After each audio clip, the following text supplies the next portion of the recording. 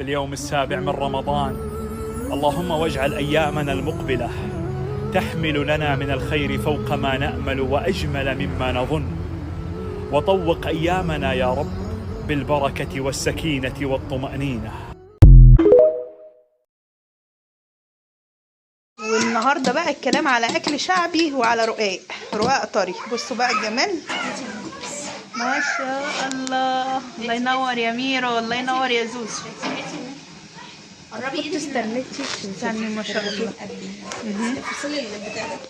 اهو ظبطت اهي الكاميرا، ظبطت، كانت مزغلله. ما شاء الله ما شاء الله، الريحه تحفه والله ما شاء الله. بصوا بقى الرقاق الطري، بصوا الجمال، بصوا الحلاوه.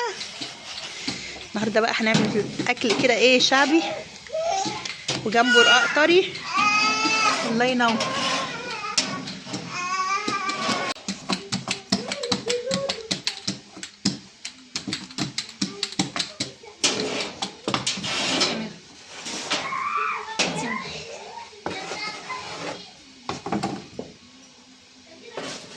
عايزه ما تبططوش بايدك الارض.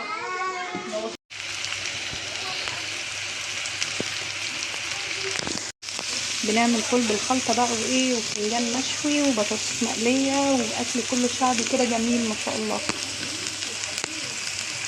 بصوا بقى ده فطرنا النهارده على السريع كده، بطاطس محمره، فول بالخلطه، سلطه، تتبيله الطماطم بتاعت امبارح، البتنجان المشوي معمول بالخلطه. بصوا ما شاء الله مع الرقاق الطري بقى، صحه وهنا.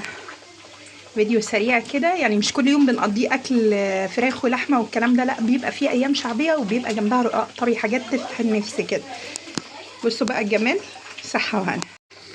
ما تنسوش بقى الاشتراك في القناه وتفعلوا الجرس عشان يوصلكم كل جديد، ولايك وكومنت جميل منكم كده، وشجعونا.